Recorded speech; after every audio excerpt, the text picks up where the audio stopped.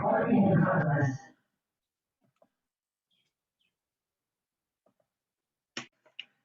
right. So yes, good morning, good afternoon, everyone. Again, my name is Matthew Carroll. I'm one of the core organizers of What Can Space Do for We? This is our fourth webinar of the year, and it's on sustainable cities and communities. I will pass it right now to my co-organizer, Dominique Campbell. The floor is yours. Good morning again. A second good morning to everyone, or good afternoon, or good evening. Welcome to our fourth series of the year, What Can Space Do for We? The We is an acronym for the West Indies, affectionately called, and AKA it's the Caribbean. So for those that don't know, right, this is a continuation of our first webinar series that launched last year in the fall.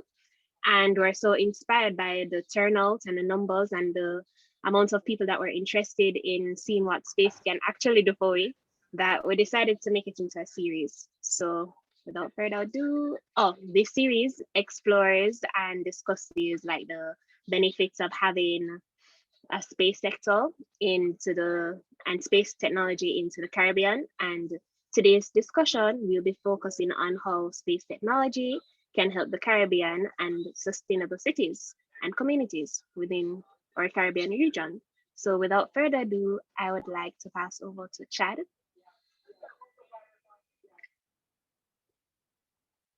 No? Okay, without further ado, I'd like to pass over to Cheyenne.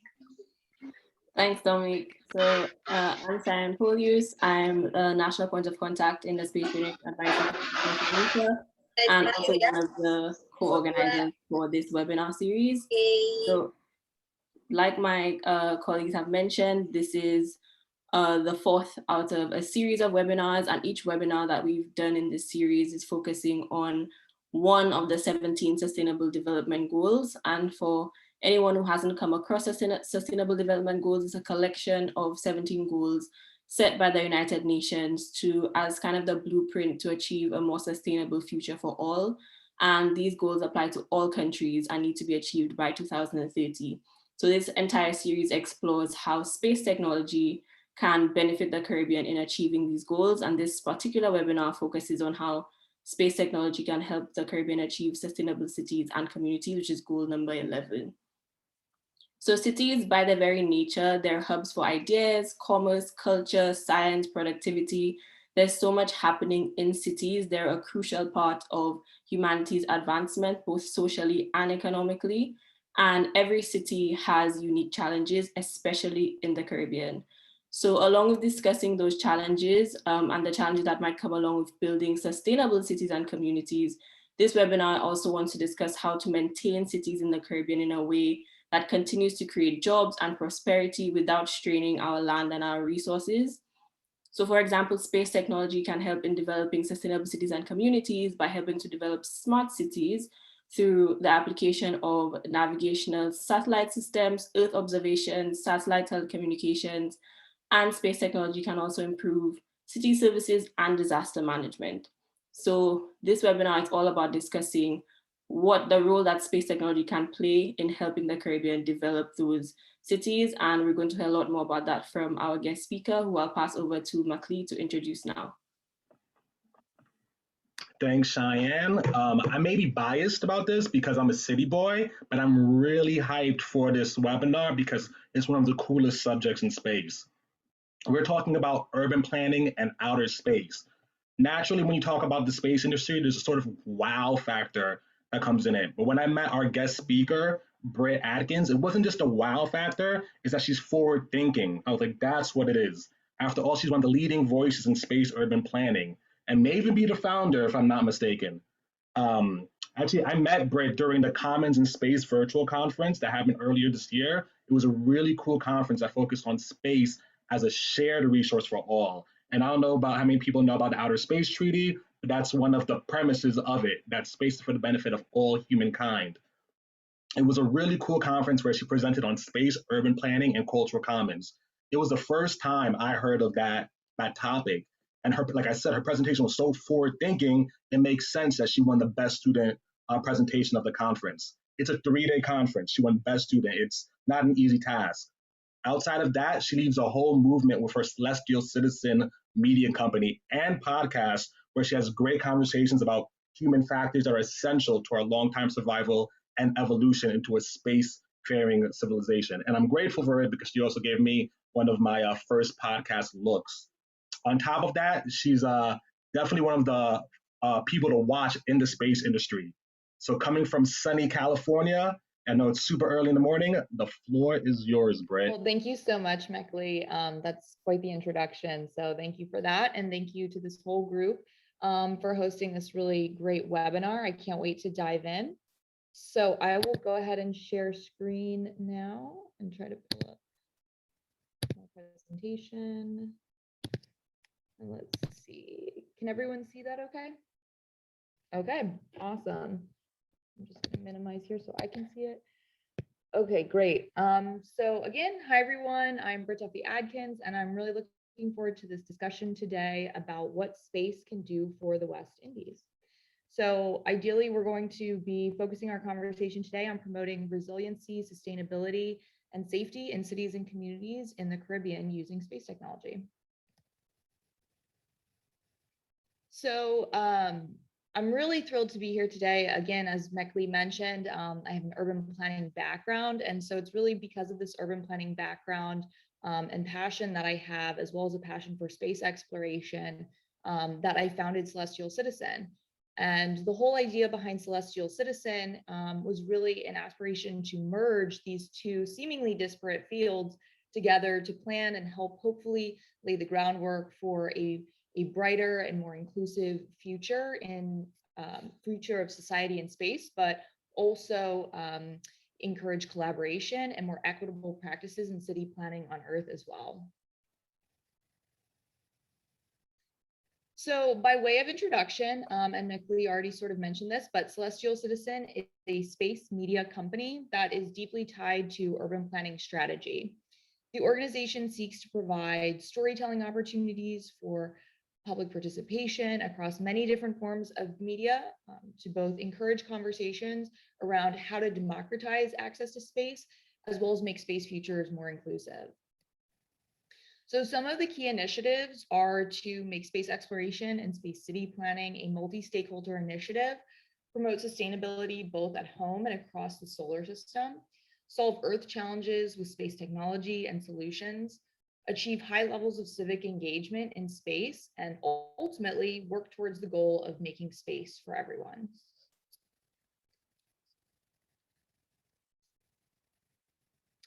So I often get asked by people, especially those outside of the space industry, which some of you listening here today might be quite new to the field of space. But I get asked why we should even care about space at all in the face of so many challenges and crises here at home. And while I completely agree that Earth should be always our primary concern and improving people's quality of life should always take priority, there are actually several reasons why we should continue to explore and learn from space.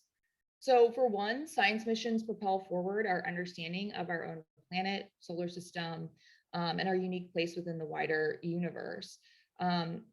Also, there can be greater access to high-speed internet for people globally. There's the potential for large-scale global and collective action that might drive more peaceful coexistence here on Earth. And then, as we'll be talking about today, there are technologies created for space exploration that can really improve the quality of life here on Earth, as well as our ability to monitor climate change, natural disasters, humanitarian crises, and space weather. And lastly, but not to be looked over, because space really inspires us as well. So you might be asking, okay, so what is a celestial citizen? Well, a celestial citizen is someone who aims to do no harm, seeks to innovate, protect this planet, become an advocate for justice, someone who's compassionate, curious, adventurous, a storyteller, and a human of the cosmos. So I have a feeling that a lot of you here today probably represent exactly what Celestial Citizen is encouraging to promote across society. But enough about Celestial Citizen. Instead, I'd like to dive right into the topic at hand, which is how space technology can help cities to achieve sustainability and resiliency per the UN Sustainable Development Goals, which are pictured over here on the left. So specifically, goal number 11, which we're talking about today, refers to sustainable cities and communities. So per the United Nations, by 2050, 2/3 of all humanity, which represents 6.5 billion people, will be urban. And sustainable development cannot be achieved without significantly transforming the way that we build and manage our urban spaces. Furthermore, 828 million people are estimated to live in slums. And from an environmental perspective, cities occupy only 3% of the Earth's land, but actually account for anywhere from 60 to 80% of energy consumption and up to 70% of carbon emissions. So this is a really significant and very intersectional area within the Sustainable Development Goals.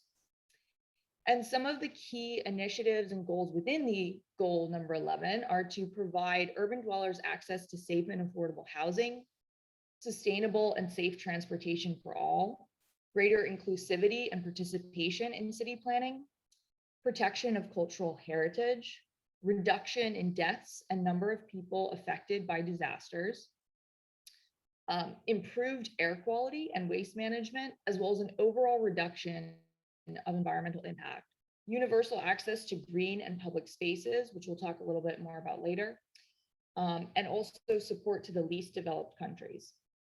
So the question remains, how can space technology and development support and encourage sustainable city development?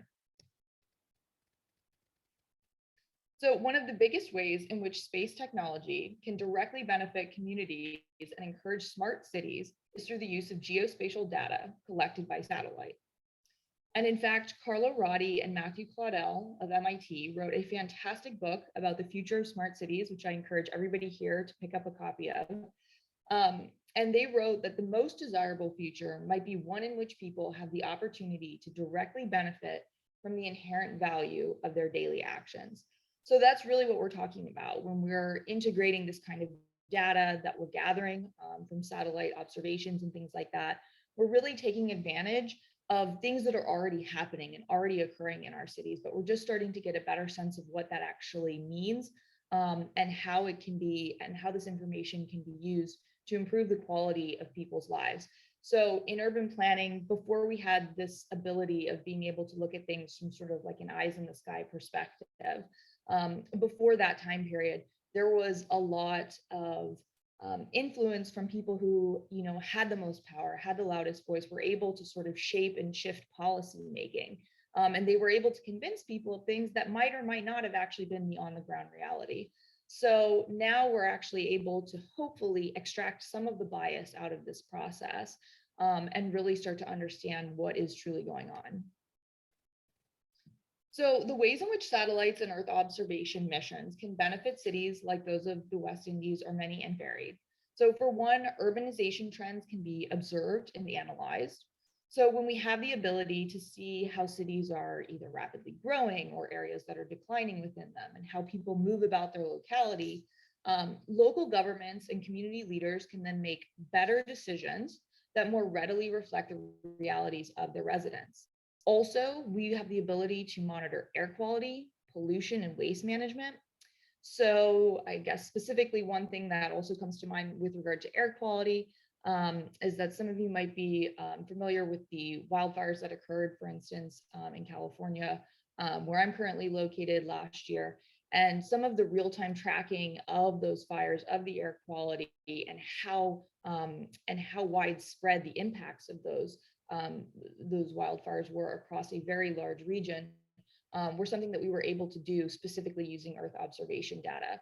And then, of course, you can also look at, literally, you can track the impact of waste and things like that, and other pollutants in the environment so that we can start to understand not only how to curb that impact, but we can also start to understand which areas specifically are really being harmed the most.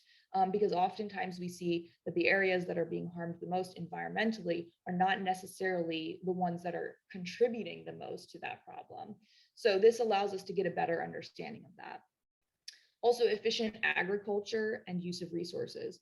So we have the ability to use geospatial data to optimize crop yields, and just perform more efficient agricultural practices and strategies that will not only benefit the region as a whole, but also directly generate benefits to nearby cities as well.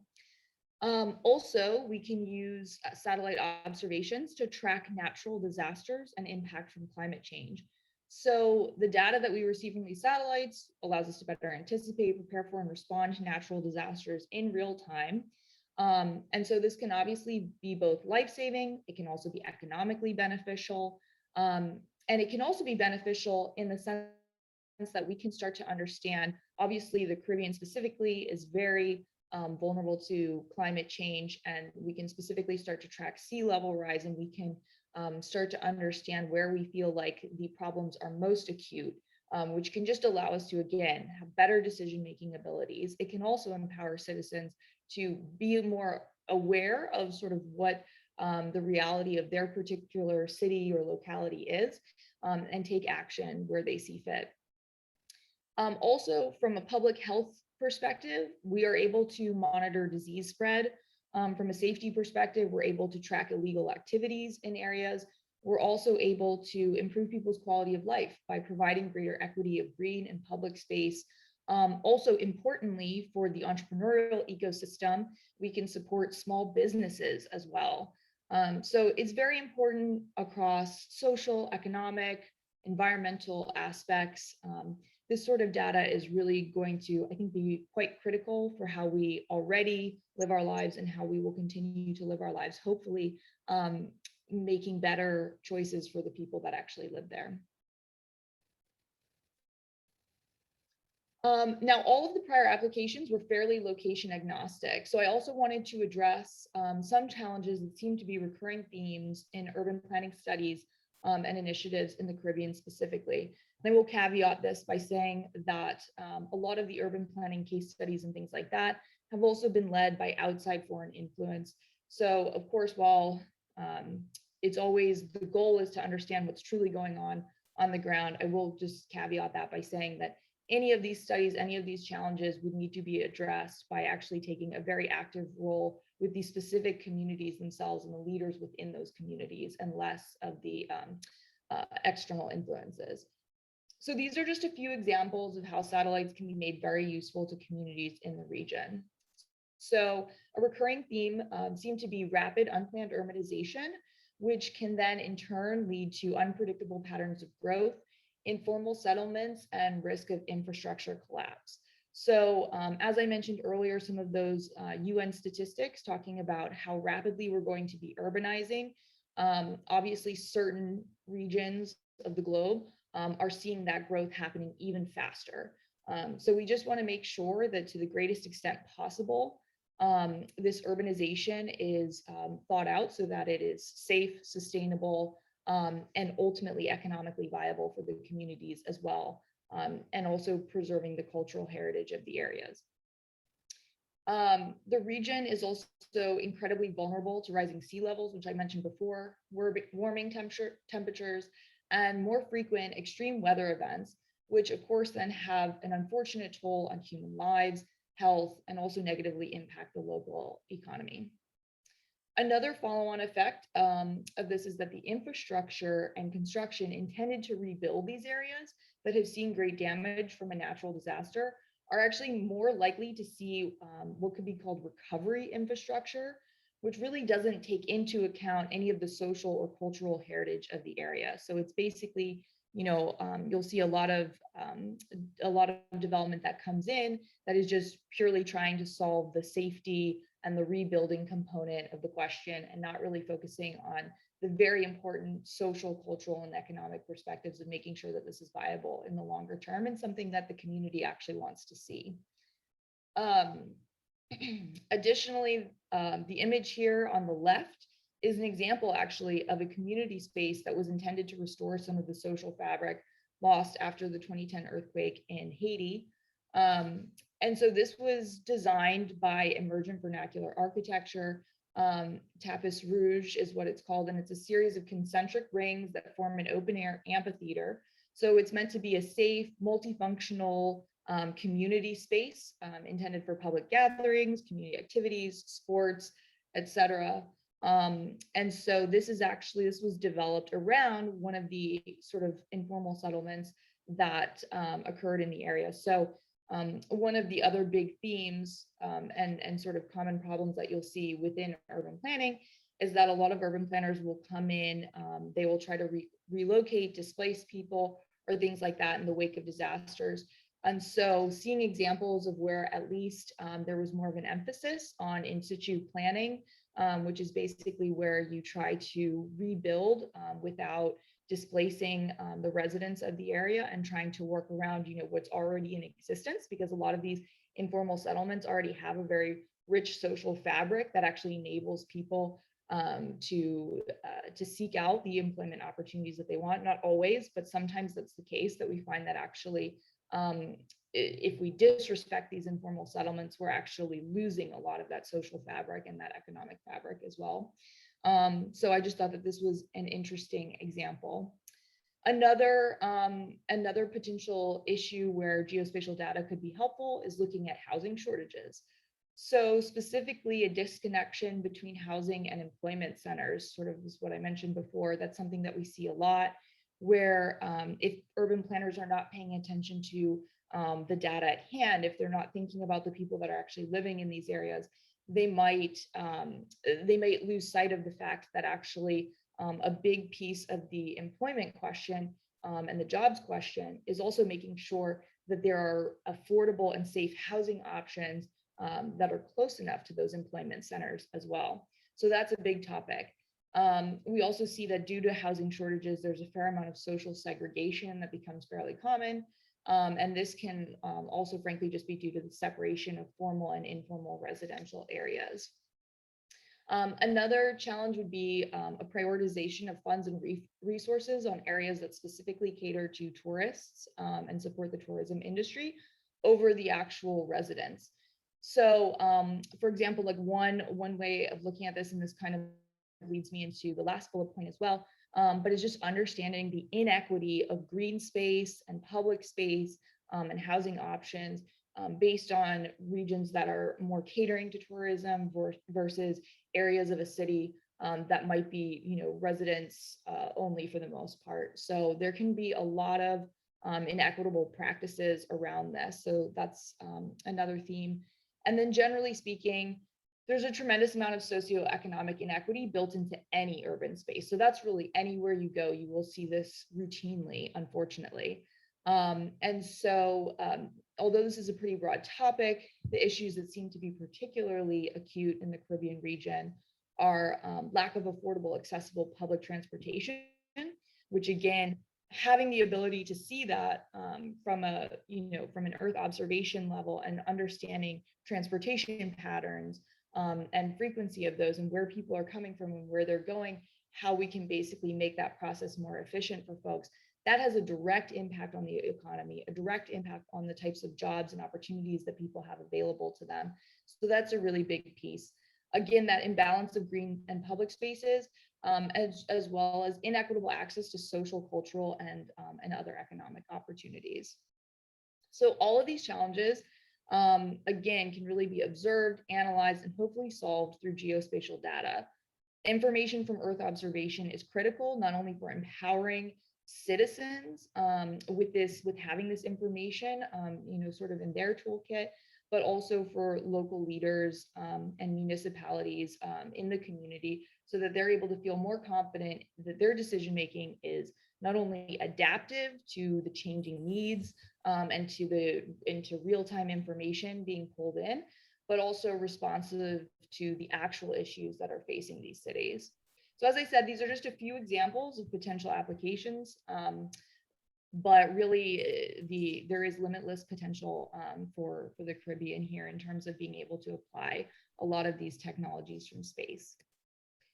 So I'm really looking forward to discussing these topics further with the group, and I'm going to wrap it up here, but I just want to encourage anyone who wants to keep the conversation going to connect with me over at Celestial Citizen.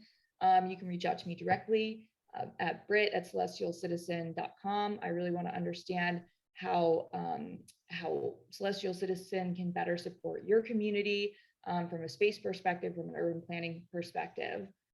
Lastly, Meckley already mentioned it, but I just want to mention again that I host the Celestial Citizen podcast, which examines a lot of these topics discussed today and many others. And in particular, I wanted to highlight 3 of the episodes that I felt were particularly relevant to topics of big data informing decision-making, sustainability, as well as resource management themes in space. So feel free to check those out if that seems of interest.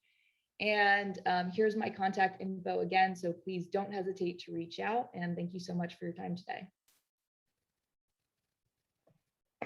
Yeah, great presentation, Britt. Thank you. Super informative. Super informative. I just want to drop out some stats that I had done researching during the week. So like right now, 71% of the Caribbean is considered urban. So they're in cities. The most densely populated CARICOM country is, I don't know if anyone wants to guess right now. It's Barbados with 659 people per square kilometer. But it's interesting because that's CARICOM, which is one category, and that's like I like to consider it the UN of the Caribbean. But then the most densely populated Caribbean country in general is actually Saint Martin with 1,150 people per square kilo. And it becomes between that and Bermuda, which some people don't consider Bermuda the Caribbean. But let me pass this off to my co-organizer, Chad Skinner. I know he has some questions to kick things off. And if anyone else has questions, please type it in the chat. And just to reset the room, we just had a great presentation by Britt Duffy Adkins on the 11th Sustainable Development Goal and space urban planning and how it relates to, or how it can relate to Caribbean cities. Chad, the floor is yours. Hey, good morning, everyone. I stated earlier, my name is Chad, and I'm one of the co-organizers. Britt, that was a wonderful presentation. Absolutely wonderful. One of the things I loved about it was that you managed to talk about it from both a macro and a micro perspective with respect to what is space in general and the importance of geospatial data. And then you connected it to how it impacts the everyday man, woman, and child, and the importance of on-the-ground participation and how it may look like. To that, and I have a few questions for you and also for the wider audience. If you might like to try to answer first to hear your perspective. So the first question is, what does a sustainable city in the Caribbean look like to you? What do you think it would look like or should look like?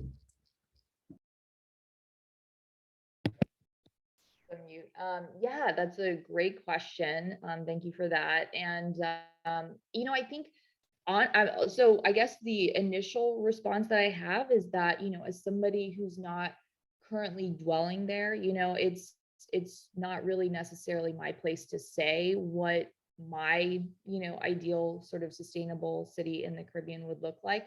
Where I'm really interested is in, and I guess what I can say is from a sustainable participatory perspective, what I would really like to see is, again, less of these external influences. So it was something that, came up quite a bit when I was looking at various case studies and things like that, that a lot of these urban planning efforts are very heavily directed by foreign influence. So I'd love to see, I would really love to see that participatory element really heightened in a lot of these cities and communities. And I would like to see more of the localities and the local community leaders themselves taking over these initiatives. So it's a complex thing, right? Because obviously in some instances, especially in the case of natural disasters, there are other countries that want to help out, right? I think when we all see an area affected by a major earthquake or a major hurricane or other disasters, it's natural that people want to help out. But I think we want to make sure that any of that assistance does not come with the strings attached of making sure that those external influences are not having too much weight over the decision making, right? Like we really want to understand what the residents are looking for there instead. So I can say that my ideal is really is an environment in which people are really empowered to have this data, right? Which is the exciting part about all of this, is that if they have this data, if they're able to point to it as evidence and say, this is truly what's going on, right? Because that's a big thing that we see in urban planning, where there's a disconnect between what the residents feel like is going on and what the decision makers feel like is going on. So trying to find more common ground where we can really sort of marry those two interests together and make sure that the things that we're implementing are actually responsive to the true needs. I'd say that that's really my ideal. I'd say specifically to your question of a sustainable city, again, I think it's really, the Caribbean is such a diverse region that it's so interesting because there are so many different specific issues and challenges. So even that last slide, right? Like those are just a small sample of some recurring themes that I noticed, that seem to impact several different cities. But again, it's a very case specific situation, country specific situation. So I think it's hard to sort of say one in particular, but broadly based on the sustainable development goals, right? The three major things that you want to see is that you want to see reduced environmental impact, and you want to make sure that these areas are also, to the greatest extent possible, planning for our unfortunate future now, which is very heavily shaped by the realities of climate change. And so making sure that to the greatest extent possible, cities and communities are sort of planning for the inevitable there. But you also want to make sure that you have sustainability from a perspective of economic vitality as well. So again, one of the biggest things that I would love to see is where cities are making more of an effort to make sure that safe and affordable housing is co-located with employment opportunities, that we're also seeing in these cities and communities an encouragement of small businesses. So there's a lot of entrepreneurial spirit on the ground. Like that's something that really came through in a lot of my research of the area. And people want to be enabled to sort of take advantage of that and start their own small businesses. And I think that that is really tremendous, because there did, at least in the research I did, there did seem to be a lot of interest in diversifying away from tourism industry, agricultural industry, wanting to see more diverse, economic opportunities as well, which I hope that everybody else here can speak to specifically, what they would like to see in their communities and whatnot. But so I think that that's just another aspect. And of course, the most important last piece of sustainability, which often gets forgotten, is the social aspect, right? So none of these policies and implementations that we make would have any lasting value unless there was an opportunity for social communities to really take hold of their local culture and heritage and really able to, sort of celebrate any successes that do occur later within their community. So having that community fabric is really key as well for making sure that this has a lasting impact. What a wonderful response. Thank you very much. And That was a great response. Yeah, as I alluded to earlier, I love the emphasis you placed on the underground participation, because ultimately the goal is for it to be sustainable, and sustainability, and to try to achieve the goal of sustainability with harsh strings attached doesn't seem quite sustainable. And your response emphasized that, and the need for greater participation all around, from housing to jobs, etc. We have some questions in the chat. Well, or if anyone wants to respond to that question as well, feel free to do so. The question again was, what does a sustainable city in the Caribbean look like? Should you wish to respond, you could turn on your mic and feel free to speak. I kind of just want to add to that, the way Britt was answering that, because she also talked about some of the intangible factors that go into it, like leaders planning, which I think is a good thing. You need a team, of course, managers, continuous training, things of that. Because when people think of smart cities, the most things they're thinking of is technology. There is a human aspect to it. also when she was talking about the external influences that take factors that might shape in them. This is something I think is important to touch on. And she also mentioned it in one of her caveats earlier in her presentation. We were talking before, when I was doing some research on the topic, I found out that the Intra Development Bank, the IDB, is working on creating smart cities. They have many programs on developing smart cities in Latin America and the Caribbean. Specifically, it's targeted Latin America and the Caribbean. When I was checking through the stuff, though, when it says Latin America and Caribbean, it's actually like 85% Latin American. It's not talking about Caribbean countries. So that's something to, and then when I look deeper into the IDB, they're actually the biggest financiers to the Caribbean and Latin America. And then like as of last week, I thought that was the Caribbean Development Bank. So there's a lot of factors at play here, which is why it's important to have the leaders and the people involved in this kind of effort. That's why we're doing this. I don't know if anyone else wants to add to this, or I see one of our longtime supporters, Dr. Nelson, is here from the Institute of Caribbean Studies. Welcome. Yeah, hi, thank you. I'm sorry I missed some of your talk. I was racing to get here and the police stopped us. So I got stopped on the road. But anyway, this question of sustainable city in the Caribbean and the IDB, full disclosure, I worked at the IDB for my entire professional career. This issue of sustainable cities really requires, or smart cities, really requires, I think, what I call the Smart Futures framework in approaching it.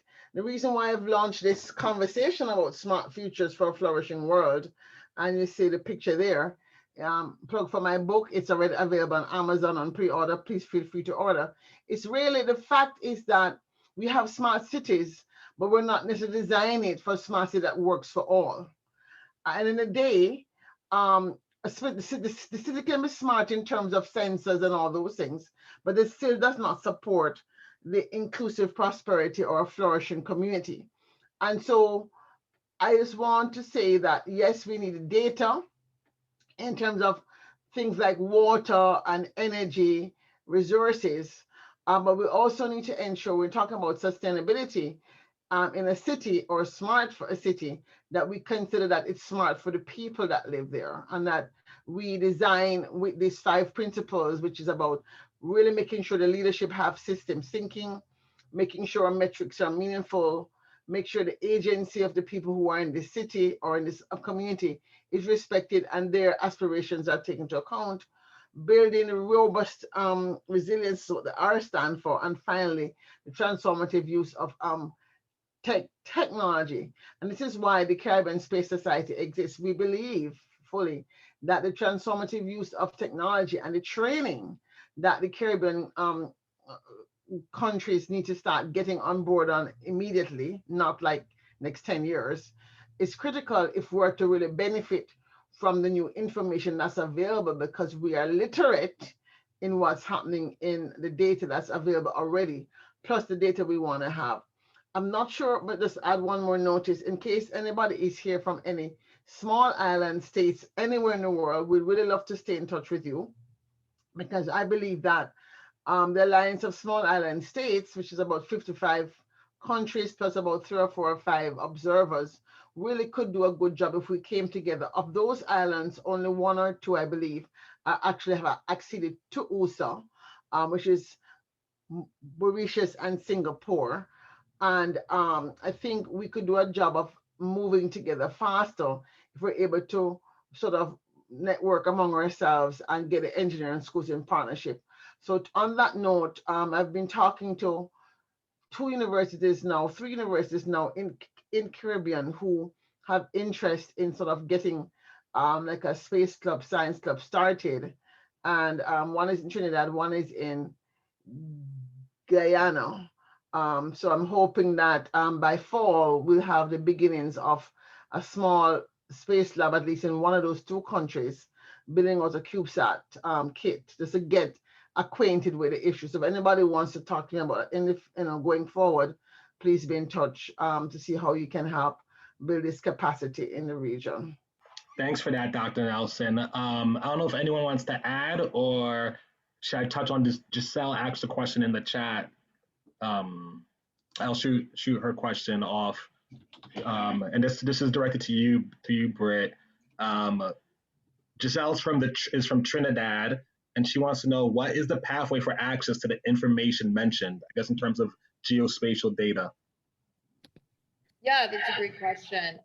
So, I mean, right now, from what I can tell, a lot of this information you could get from either like NASA's Earth observation data, also ESA, their Copernicus mission, that data, as well as other companies like Planet, I believe, makes a lot of this data publicly available as well. I'm sure there are other channels as well. But again, I mean, I think, and I think there were some really great points just made a second ago as well. But I think, again, it's also trying to make sure that that the space tech and development starts to happen really in-house too, because ultimately, when you're not necessarily in control of like where the satellites are pointed or like what the data gathering is, I think that can also be potentially problematic. So again, I think that actually starting to have you know, a more robust, you know, sort of satellite missions within the Caribbean itself too would also be great. Obviously coming from the US, I'm sort of most of the data that I'm looking at is coming from the NASA Earth observation data, as well as some ESA data as well. But there are just a lot of publicly made available resources for this as well. I will say though, the one thing to just remember, I think, is that, and again, this kind of goes to the points made just a second ago, but you're not really able to maximize the full potential and power of the data unless the people who are going into choosing what gets observed, what gets analyzed, how it gets analyzed, unless those people are actually representative of the communities that we're looking at. So, you know, kind of speaking to some of the earlier points here around, there's a lot of, you know, external influence that goes into a lot of the planning decision making. Well, that's actually also true in data collection. So, although, you know, as I mentioned earlier in my presentation, there is the ability to extract some of the bias out of decision making by using this data, we also have to be really careful because, as computer scientists often say, right, garbage in, garbage out. So if we're not making sure that the data is actually reflective of the community, and we don't, like, really the people in the community need to have seats at the table in order to make sure that what we're looking at is less biased. The decisions that come out of it will still be biased, right? They'll still be biased in a particular direction. So I did just want to mention that as well, because that, you know, that kind of came to my mind here in the conversation here in this chat. That was actually a great point, because Giselle, it was a two-part question. And the second part was, what precedent is there for being able to use this data? So you hit it spot on. Because yeah, everyone always talks about like, yeah, you could get this data for free, but like, how do you actually use it? That's a whole different thing. There was a second question from Lieutenant Zamilio. Hopefully I'm pronouncing your name right. He said, in the realm of sustainment for the future, do you see more private satellite companies contributing this data versus government owned?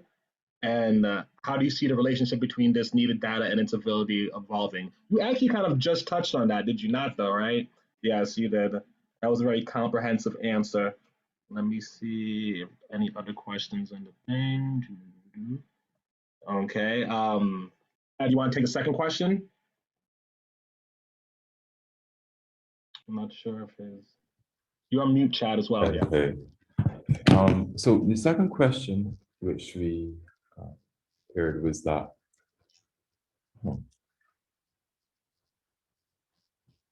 from your perspective, Britt, notwithstanding the caveat, what do you think would be the challenges of the region developing and maintaining a space agenda? Or so what do you think would be the challenges of the region developing a space agenda, the Caribbean region, from your perspective, notwithstanding the caveat? Yeah,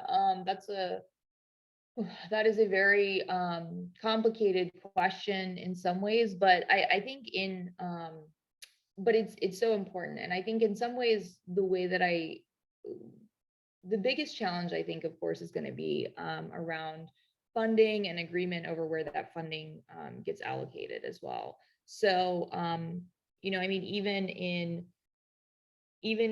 you know, a country like the US, right, where you know, funding is considerable for our space agenda, there still is a lot of disagreement about over what the objectives should be and how it should get done. And then when you're talking about sort of more like regional politics as well, and understanding how, you know, what different areas might you know, want to encourage and promote, I'd say that probably gets into a very you know, interesting area of trying to basically you know, bridge any sort of gaps or things like that, and make sure that where people are aligned on particular priorities, you know, that you're able to find agreement there. But I think in terms of, you know, furthering a space agenda for this area, I mean, there is a lot of power in regionalization too, right? So I think that that's a really huge way to sort of move towards a sort of collective space agenda. And ultimately, I actually think that the countries that start moving towards a regionalized space agenda are going to be very well suited for the future, right? Because ultimately, you're already seeing and showing that these areas are collaborating and working together on something. And I think sometimes, you know, with countries that have, you know, sort of traditionally enjoyed, you know, having access and influence over the space industry, they're also very used to doing it their own way and not having to necessarily collaborate with others. So I think that the areas that are starting to more regionalize their space programs and things like that are really on the cusp of where the future is headed. So I think that that's a really key point. But yeah, I mean, I think ultimately the challenges are really around you know, funding, and then deciding where that funding is going and finding agreement over those things. But I'd love to hear from this group, because obviously, you know, my perspective is going to be, you know, very biased based on my own background and whatnot. So I'd love to hear from the group, though, more about like what they would really like to see, and also how organizations like Celestial Citizen can help in terms of you know, sort of you know, helping them with their objectives and things like that, and getting the word out about what they're looking for to participate in the space industry more. Great. Well, I have a point. It was like what you're talking before about setting up sustainable cities. One of the things is public transportation, and of course, not all Caribbean countries are equal in that aspect. But that's something I know people would like to see. We were kind of talking about this yesterday as a group. I know Vera-Ann, what do you, and Chad, what do you think about the public transportation in your cities? Where you guys from? Public transportation in Barbados, I would say it is not the most efficient system. There are definite areas for improvement with regard to reliability, particularly with regard to reliability and access for some parts of the island. So there is a great need for improvement. I mean, I can just echo what Chad is saying, because I mean, there's some areas where people are awaiting transportation for hours, and then depending on if you're on a really good bus route, then there are endless opportunities in terms of various buses that are going to pass that. So you wouldn't have really a hindrance in terms of getting to where you have to go. But there are some who definitely have no choice but to depend on the public transportation. And we also have a shortage of buses too as well. So that also contributes to that issue as well. But then there's some areas that we consider to be very highly populated or dense in population. And then those tend to be some of the ones who are actually suffering in terms of access to the public transportation. I have a question, or to follow up on the question. I think Britt had some really good points about the challenge of the region developing and maintaining a space agenda. I think the question, Britt, answer the question well, and I hope we have it on tape so we can probably have an essay out of this. because this is an argument that those of us who are enthusiasts are going to have to answer. But it's like saying, should we have a health agenda? I mean, the fact is the data from space is driving everything that we do, everything that we do. And one does not want to be illiterate in the things that are feeding us. So having a space agenda does not necessarily mean that you're going to have a rocket or have a facility on the moon, right? Having a space agenda means that we are going to agree that a certain percentage of our engineering and scientists and lawyers and technical people will have to become literate in the legal, policy, and technical aspects of the space economy in which we are embedded, right? And so it's for us who are enthusiasts to sort of take off our Star Trek or Star Wars or whatever thing that drew you first to space hat and look at it in a very practical sense. So we're better able to articulate, because as we hope to start to now launch, whether it's expand astronomy clubs or expand a rocket club or get the scoops that club we want to get off the ground in the Caribbean started in the fall, you're going to have people who are excited and you're going to have people who are naysayers, but we have to move forward because we cannot talk about agricultural planning in the future or climate change without having access to this data. And I do not think that we should grow up a generation of scientists coming out of our universities who are not at least au fait with certain themes and topics. So it's very important that we sort of form an advocacy group. If you're in a university right now in the region, for sure, please, I'd be happy to speak to whoever to try and convince them of the need to get on board with the things that we're trying to do in partnership with SJC, for example, in the Caribbean Space Society. It's very important. We don't have time to waste, whether it's smart agriculture, smart cities for competition. Everybody knows that most of the cities in the region are a bunch of curves and hills, right? We have very few places that have grids, because Kingston might be one of the few places, and Port of Spain might be two of the, and Georgetown, maybe three of the countries that were laid out on a grid, because they were laid out that way from way back when. But that's such a small part of those places anyway. This is why many islands still don't even have, I would say, really strong GPS outside of, let's say, the Bridgetown or Kingston or wherever. So, but beyond that, more importantly, we are big ocean, small states. We're boss nations, right? And so it's very important that many of us or more of us spend our time worrying about how we can get space to help us manage our ocean space, how we can get space there to manage our response to climate.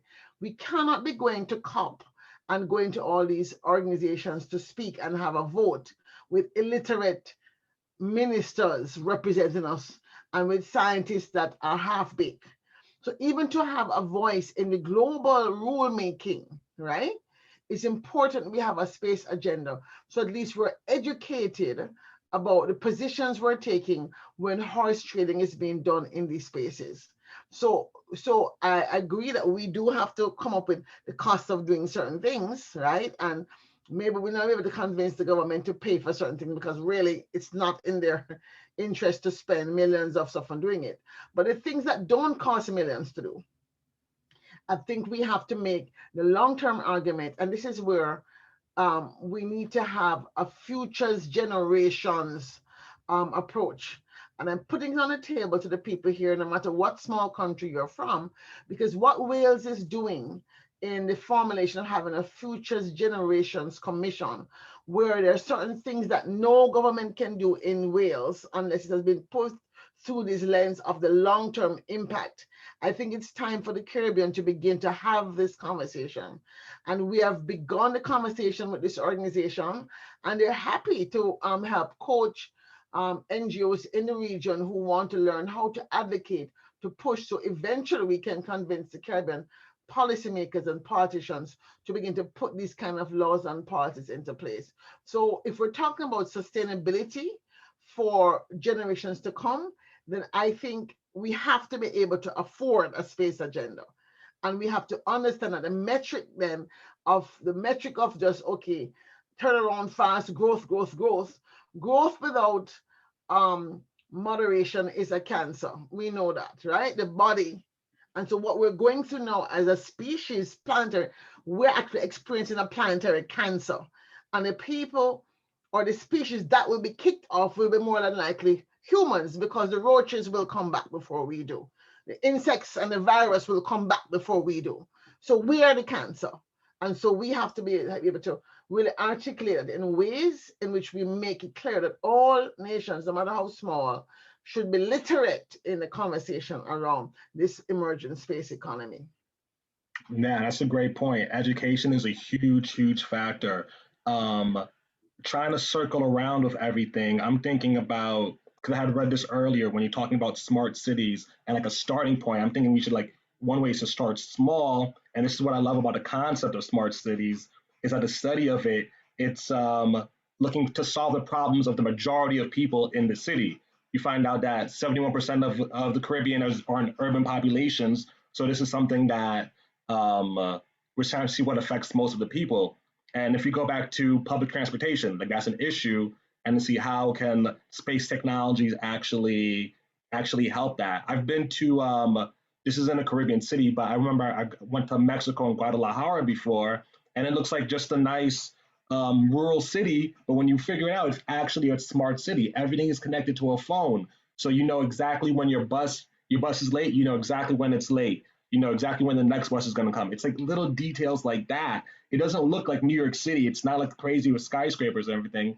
Very green, lush city, but it's just as much of a smart city. It's almost as much smart city as New York City, though.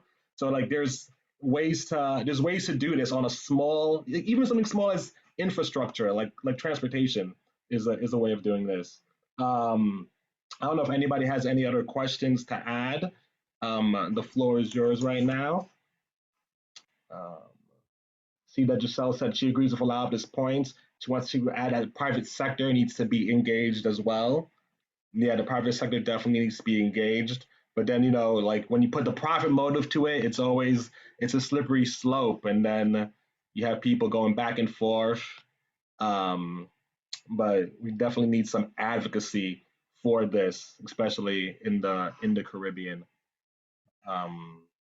And it's good to know. I know there are some initiatives happening in the Caribbean. Let me see. I put it in my notes. For instance, the government of Jamaica conducted, and Dr. Nelson or anyone else from Jamaica, let me know if you know if this is true or not. They conducted the Mainstreaming, Acceleration, and Policy Support Mission to adapt a sustainable city by 2030.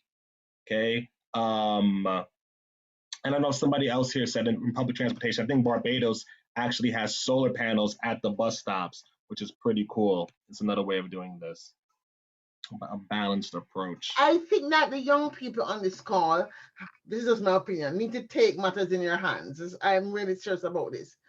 You cannot wait on the government to do it. You cannot wait on the government to do it. This is not how change is made. And quite frankly, I think that I know what happened, but certainly in my era of going to high school in Jamaica, we were a lot more activists. Our personality was a lot more activist. So we were always striking, marching, doing something. And I don't know what is happening. So if it is that your generation is not into striking and marching, then be building apps or something that can, IT version of a strike and an IT version of a march or something. There has to be some protest and some way of getting your voices heard, as opposed to saying nobody listen to us. And that's largely, I think, because there's a lack of collaboration I have found among young people in the region. I am not seeing the sort of coming together across, let's say, the high school. So if there are, let's say, physics classes in 20 high schools in Jamaica, for example. So Dominic, you could tell me this. Is a physics club organized to pick something and say, okay, we're going to work on XYZ in our individual schools, but we're working together because we have the same vision of the Jamaica we want to live in.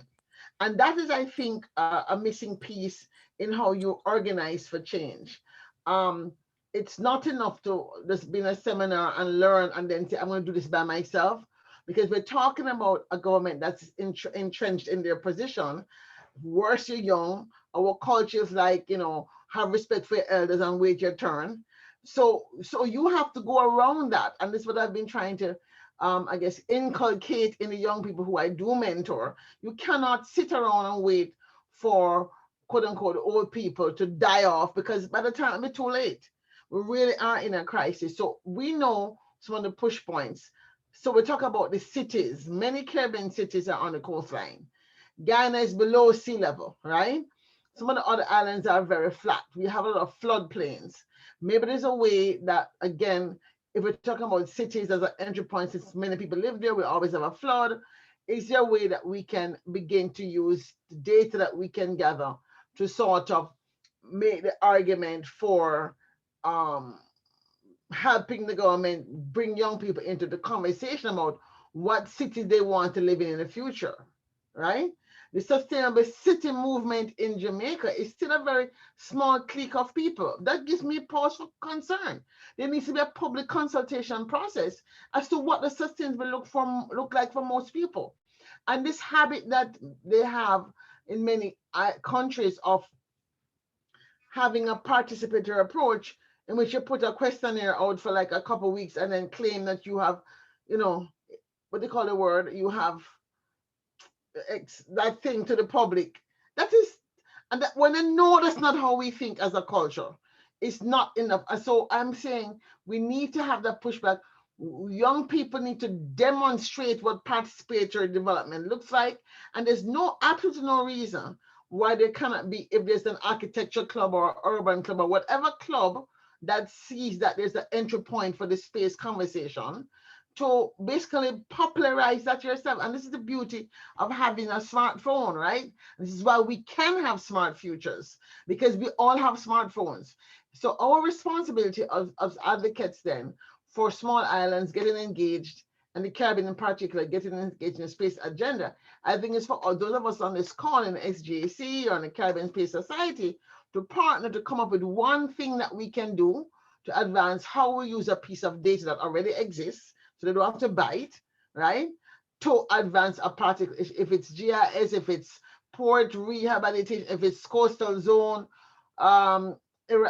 beaches are going, for example, big problem, beaches are disappearing. So maybe you're studying more about the beaches because clearly they're concerned about the tourism, no beach. What are we going to do? Airports like ours, the road is like has been built up several times. There's a lot of entry spaces. I just want to put that out there so we can really come out of this conversation with something that we can do. Yeah, so we need a call to action. We do actually need a call to action. And that's kind of what's the point of having all of these webinars. So we, initially we plan to have 4 webinars. So our next webinar would be in September, and then we'll see where we'll go from. That'll be like a stopping point, and then we'll see where we'll go from there in terms of actually doing calls to action. This has actually been my most favorite of the sustainable development goals that we've done before we did climate action and decent work and economic growth, because this is about it's city life. Like I might be biased because I grew up in the city, but cities affect everybody. Like it's from every level. So this is something that I'm actually really excited about. And I think at least action can be made at this level, trying to get smart city groups, and like there are already some popping up around the Caribbean. And the thing is to make sure they're consistent. And yeah, I think consistency is key actually with something like this, because for all we know, these little things I've read, like some countries have done workshops, but it's pointless if you just do one workshop and then they stop at there. It has to be a continuous conversation. There needs to be continuous training. Does anybody else have any questions, points, comments, clarification? I see Dominique, your hand is up. Floor is yours. Yes, just to build on what you said about like consistency and stuff, I think it also has to do with like the mindset of other people, because I can live in my community and say, all right, I want to start microgridding, right, to cut energy consumption. But if the rest of the people in my community don't want to do it, it's just a one-man show. And that's what I see like kind of happening in Jamaica, is like everybody for themselves. you know, and it will only come together when like it's really, really important. And if they don't see the importance of it, it's going to be extra harder to like implement it and say, come, let us sustain our own community. So, you know, that is one of the challenges I see for like this whole thing. But I think if we were to step into, with regardless of like climate change and what we see happening, if we're supposed to like step into the microgridding from renewable energies, from like renewable energy management, I think we could build the sustainable city that the Caribbean is looking for, you know?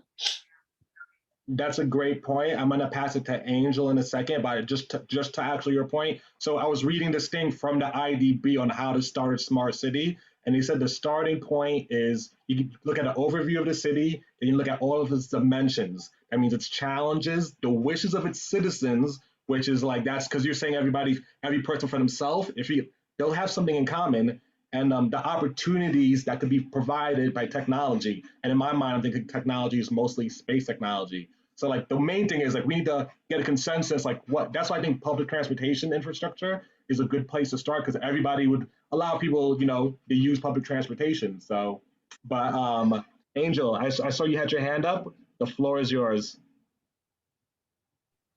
Hey guys, congratulations again, bringing another webinar. Very important topic related to space and sustainable cities.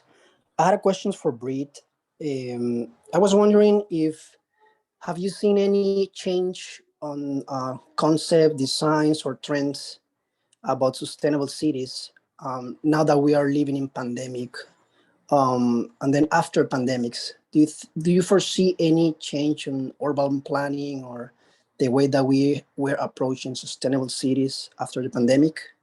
And how space can support these new trends? Awesome questions, and really an interesting topic to bring up. So thank you for that, Angel. Yeah, you know, it's interesting because the pandemic has obviously changed the way that everybody has kind of, you know, operated over the last, gosh, now 18 plus months, more than that now. So, you know, so it's definitely a key consideration. I think where that comes into play a lot from a macro perspective is looking at ways in which we can sort of analyze and observe public health data. So making sure that that data and that information around case counts, around infection rates, things like that, that people are able to readily access that information so that they can know what is specifically going on in their community, in their country, so they can make informed decisions about what they choose to do personally based on where their comfort levels of safety are and things like that. And then, of course, also allowing governments and community leaders to make the appropriate decisions to hopefully save lives as well. So I think that there's, from a macro perspective, I think that space technology is huge for that because it really allows us to see things that, oh gosh, you know, I mean, a few decades ago, we would have not even thought possible. So having that sort of like real-time information about tracking the problem is critical. And then I think even from a micro perspective, in urban areas and cities, one of the real pain points of the pandemic, and I think this was felt very broadly, but I know it's also been brought up here in this chat, that green space and access to public space is definitely a challenge for the Caribbean, and then also just broadly. I mean, we saw this in the US as well, where it was sort of a little bit of a battle of the haves and have-nots, where you know, we started to realize how inequitable the sharing of green space was, and how certain communities had very little, if any, places to sort of go as a refuge to sort of escape their homes but still be safe during this pandemic. So I think that the way that we start to think about communities and cities and things like that, and how we're you know, sort of planning them for the future, I really hope that there will be much more emphasis on trying to encourage more green spaces. And this can be done, you know, it can be done both as expansively or even, you know, in a minor way to start, but, you know, you can sort of start to introduce pocket parks to communities and things like that, which is more easily done than, you know, sort of a more expansive, bigger plan, right? So some of this is just making use of vacant areas. That's another thing too, is that in these urban centers. So it's interesting, there are these housing shortages, there's these shortages of green spaces, but there's actually a lot of vacant assets already and vacant infrastructure. So if you can actually go in and you can start to use some of that, repurpose it as community centers, repurpose it as green space and things like that, it really does, I think, allow for the community to benefit a lot, because that's the big thing, right? Is like after this pandemic, I think we were all made very aware of the spaces that we inhabit, understanding it more so now than ever, you know, what's lacking from those areas and what we hope to see in the future. And the big thing is that there's also this huge social element of it too, right? If we actually start to have more of these community spaces, more of these green spaces, that also leads to greater community cohesion and people actually starting to get to know people in their communities and get to also have more empathy for what they might want to see in their communities as well. So I think that is definitely a really critical piece, and to the point that McLeod was talking about earlier as well, where we really want to make sure that we're having people participating, people really getting active in this process. Well, a big part of that is not breaking down the trust as well. So we've had this opportunity with the pandemic to understand more what is going on, both from a macro and also starting to understand what's going on from a micro level with people as well. And so the really key thing is basically integrating that. So basically taking your macro data and then knowing that that's sort of like the big piece. And I believe it was Dr. Nelson, if I don't see your name there, but I believe that someone mentioned your name, but Dr. Nelson was talking about this, where, you know, we want to have that sort of unified space agenda. We want to make this a priority. We want to have enthusiasm around it. And sort of from that macro level, then taking it down to the micro level. And this is the part that's where, you know, as an urban planner, it's really the piece where I see a lot of things breaking down is if we don't use that macro data and incorporate it with the micro input from the community as well, and from the people who actually understand what's going on, right? Because even with transportation, you can see broadly what the trends are, but it's not until you start to talk to the people in the community that you understand how women feel experiencing public transportation. Do they feel differently from a security and safety standpoint than perhaps their male counterparts? You know, how do working parents feel? How is transportation serving their interests of being able to get to work, get home, get to childcare centers, things like that? So it's very important to marry those two things of having both the macro perspective and the micro perspective. And then importantly, not losing trust by when you get that micro data and you talk to people and you get their input, that you do something with it. That's the most important thing. You don't want to have people feel like they just gave you a bunch of their time, a bunch of their effort, and then you went and did nothing with it. So I think those are the key things that I really hope we'll start to understand post-pandemic and just planning in the future in general. That was a good answer, especially the last part about what people do with the data. Because I've definitely been involved in things where they just take your data and that's it. You don't see something else. And like, you know, connecting back to the space sector, where they're getting the data, that's satellite technology that's helping with that, and Internet of Things. I know one of our co-organizers, Ariane Duncan, had a question to ask. So Ariane, the floor is yours. Hi, everyone. So I have an open question to anyone, really. How do we tackle regulation by governments? Because many times rolling out this smart city infrastructure, even space technology, you have to pass by the government. Even if you come up with something innovative as a private actor, you still have to go through them. How do we get through that? Is it just education, what we're doing, more of that? I will take a stab at that since I work in this space. So as I said earlier, I worked at IDB for most of my life, and many of my projects, almost every project I did was the first of its kind, right? So if it is that we're saying, okay, the Caribbean right now doesn't even have a space agenda per se. However, there is a entry point to broadcasting and spectrum, because obviously that's up in space. So one of the things, reason why Beckley and I have been so adamant about getting a space society to have more people and really get more people engaged is because you have to start with what is immediate. So if we know, for example, just digital equity is a problem, right? And there's not even enough laws about that, then any kind of space agenda would mean that the Caribbean Space Society, as young and as nimble and as, you know, quote unquote, as powerful as we are, would have a lot to lend in terms of informing the public and even informing the government, because he who comes first shapes the agenda. That's the way it works. So rather than sitting back as young people saying, hey, we see a role for ourselves in this, right?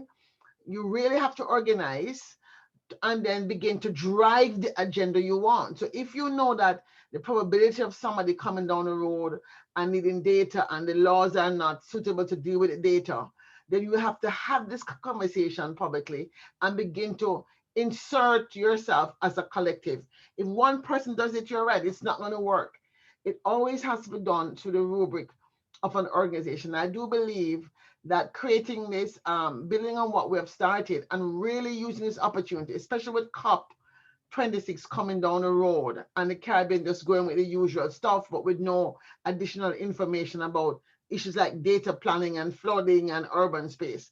And taking this data, for example, and even writing a concept note and putting it out and say, 6 people, you know, you from Barbados, you from Trinidad, the young people in this group have done this, is going to begin to give you access to how power is shaped. And I'm saying this based on experience, that as a young person working in the IDB, most of the things I wanted to do, I was told no, right? So I learned that in order to basically to have my vision done, I would just do things. And then I would take my blows on the back end, but I at least have moved the cause forward. And I understand not everybody has the personality to do that, but that is what entrepreneurship is about. So those of you on this call who are social entrepreneurs, whether you're in the Caribbean or you're in a country in the world, if you're a social entrepreneur, which means you have an idea, it's never been done, sometimes you can't wait for permission. You have to see who are your allies. You might only have 2 allies, and the other 99 then you can't be done, you're wrong, sit down, you're going to get crushed. But if you're passionately saying, I see this, I see it as a possibility, and I also see the dangers of not doing it, you have to act on your faith and find the starting point of doing it. And so my practice, if you will, of change making is that even starting the Caribbean Space Society comes out of starting with what you have and what you know and the connections you have. And I really feel that if we take the bull by the horn, especially now we're coming out of COVID, SJC has done these wonderful seminars. We've been meeting, but to what end? If the next one is the last one and we have done nothing different, then basically it's been a waste of time mostly, because we all learn something new, we feel good, we have a conversation, but we don't move it into action from the Caribbean perspective. And we really must do that. And I think this year is the opportunity. I don't think it's worthwhile we saying, oh, we're not ready yet. Sometimes you can't wait until you have everything you think you need. You have to jump in the pool and then you swim frantically. I can see, I just went and looked up a little more on Brit and linked to you on LinkedIn. And I see you started this thing as a graduate student, right? So there's nothing to say you have to wait until you have a high position. In fact, when you have a title and a job, that's when you can't do it, because the job is now prescribed and you have to follow what it, or your boss will tell you, like they told me, this is not in your job description, go and sit down one side. And I'm like, who they think you're talking to? I could be the Prime Minister of Jamaica. I'm going to do this anyway. All right, I got in trouble, but hey, I got it done, right? My point is, this is what we have to do at this point. But pick something that you know that is a problem. So if it's the traffic in the morning, if it's the beach erosion, if it is whatever it is, pick 1 or 2 things that you know is a problem that somebody will take the credit for if you do it and say, yeah, man, you know, bright boy, you know, bright girl, you know, when she came to me, I was bad the whole way. No, not a song, you don't think so. But that is how change happens sometimes. Yeah, just do it. That's a good philosophy. Does anyone else have any suggestions on how how to tackle government regulation. I was thinking even just the term tackle. I was like, maybe not tackle. That seems like really, you're on the offensive. Maybe work within government regulation. But I see what Dr. Nelson is saying, like, because sometimes it just doesn't happen like that, and they won't let you do it. But one thing I was thinking about is like nonprofit or like charities or works like that. That's kind of a way you could work with the government because they give you some leverage in terms of tax liabilities, and there's things to support you. Like if you want to do a nonprofit to make more green spaces, you're working within the government in a way to get things done. Or even for a bigger issue, maybe making smart cities. I'm sure there's nonprofits that do that as well. So that might be one thing, but definitely open to hear any other suggestions. I mean, the schools are also there.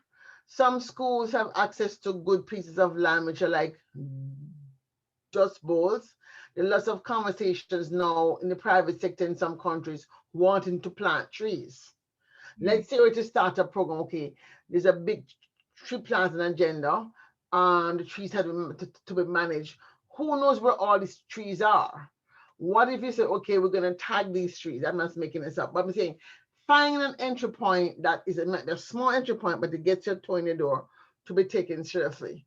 So that might be one, because the private sector in the Caribbean is backing this whole 1 million trees program that they have. Okay, yeah, I didn't even know about that. Yeah, making green spaces, the government. Yeah, you're working with the government in that. That's actually a great idea. But yeah, this has been some great conversation. Love the way things are going. But if no one has any questions, I'd like to first thank Britt from all the way from sunny California. Thank you very much for a great presentation, enlightening in many aspects. Thanks to everybody who's attending. Thank our regional director of coordinator of SGAC, Angel. I see him on the call. Thank you to my co-organizers, and thank you for Dr. Nelson, long supporter. See Darsh, I know there's a couple supporters in here as well. Thank you for always coming. Thank you for Giselle for your great questions. I'd like to show, because this is all connected. Okay, so we've also been doing a series of videos as part of SGAC's inaugural incubator program. Our videos are based off our webinar series. So the next video we have coming up is based off our last webinar, Decent Work and Economic Growth. I will show you, give me a minute and a half of your time, and I will show you a quick preview. That. Share screen.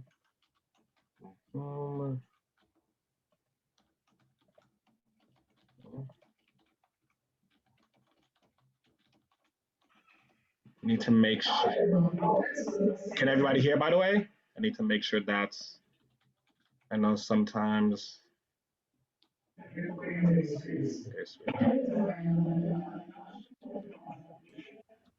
We have some feedback, Mackley. What happened? We have some feedback, or the audio is not coming through quite clearly. Oh, okay. Let me see. Do I have to turn off my mic, maybe? Maybe that's what happens.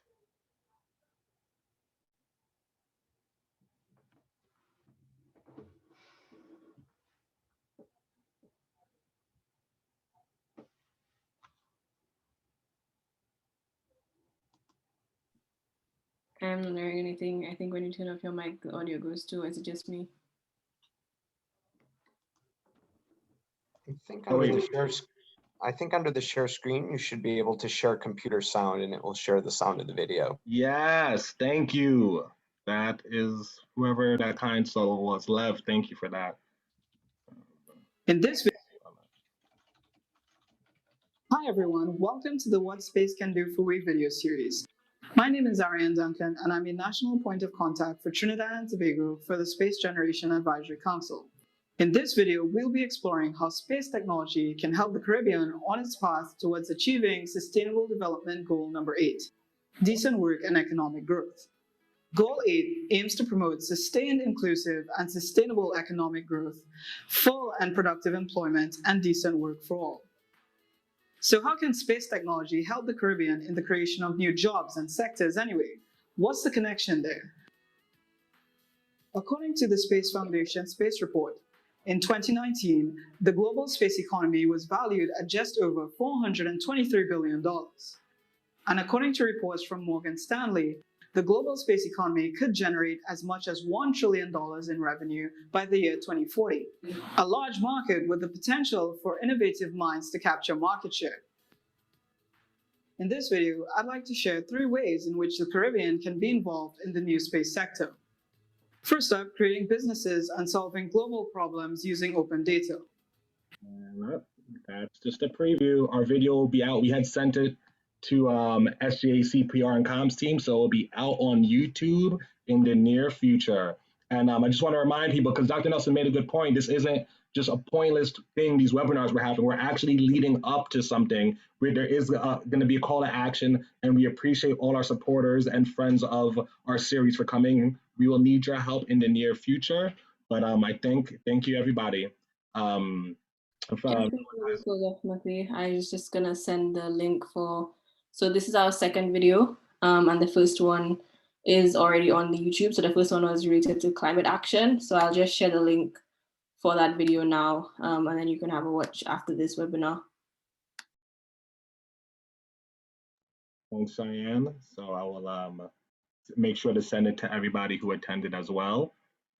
Yes, and Brett, thank you again, and seeing your email. I will send it to everybody too. And yes, Cheyenne just sent the video. So I'm going to stop the recording, and everybody have a great day and afternoon.